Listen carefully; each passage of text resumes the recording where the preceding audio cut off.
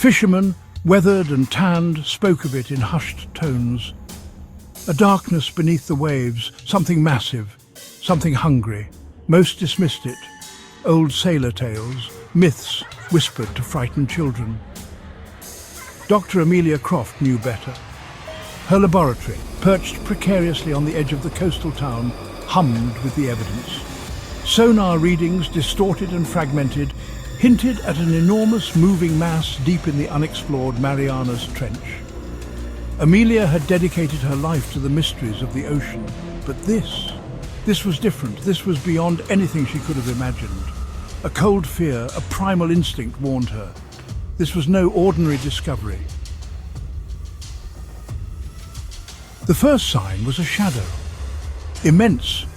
It blotted out the midday sun, sending chills down the spines of tourists and locals alike. Then came the tremors. Gentle at first, like a giant shifting in its sleep. Panic spread through the town like wildfire. The authorities, caught unprepared, struggled to contain the burgeoning fear. Rumours flew faster than the seagulls that now circled frantically above the churning water. Amelia watched from her lab, her heart pounding against her ribs. The readings were off the charts. Whatever was down there was rising, and it was massive. A cold dread settled in her stomach. This was it, the moment their whispers became reality. The fishing boat, the salty dog, never stood a chance. One moment it was bobbing on the surface, the next it was dragged under, vanishing into a whirlpool of foam and fury. Screams echoed across the harbour, but the creature, a monstrous silhouette against the setting sun, had already disappeared back into the depths.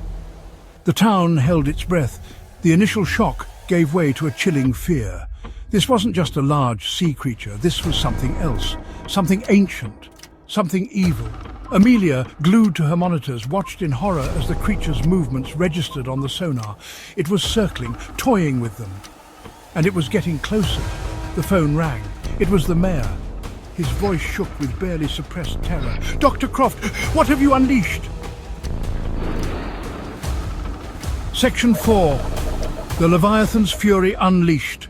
It rose from the depths in a maelstrom of churning water and deafening roars. A colossal head, eyes gleaming with malevolent intelligence, emerged, followed by a body that seemed to stretch on forever, covered in armoured plates and razor-sharp spines.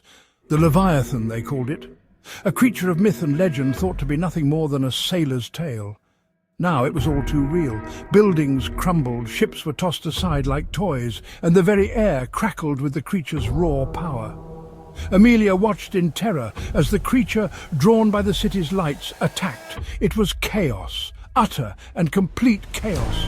And she, the one who had warned them, could only watch in helpless horror. This was no longer a scientific endeavour. This was a fight for survival. Section 5. A desperate plan. The world watched in horror as the news unfolded. The Leviathan's rampage was broadcast live, a terrifying spectacle of nature's fury. Military intervention was proving useless. The creature was too large, too powerful. Desperate, Amelia realized there was only one option. She had studied the creature's movements, its behavior. She knew its weakness. The creature was drawn to sound, to vibrations. It was how it hunted in the murky depths. A risky plan formed in her mind, a gamble. But with time running out, it was their only hope. Using her research and the equipment in her lab, she created a high-frequency sonar emitter. It was powerful enough to attract the creature, but could she lure it away from the city? Could she control something so primal, so ancient? Section 6. A city holds its breath. The city held its breath as Amelia, aboard a Coast Guard cutter, sailed out to meet the monster. The emitter, a small device compared to the creature's immensity, throbbed with power. The sound, inaudible to human ears, cut through the water, a siren call to the Leviathan. The creature turned, its massive head swiveling towards the source of the sound. Amelia held her breath. It was working. The Leviathan was following. She steered the cutter away from the city towards the open ocean, the creature's massive wake churning the water behind them. The world watched as the tiny boat, a beacon of hope against the monster's might, led the Leviathan away from the city, back into the depths from which it came.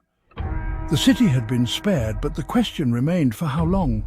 The creature was still out there, a constant threat lurking beneath the waves. The terror was over for now. But the memory of the Leviathan, the creature that terrorized the world, would forever be etched in their minds.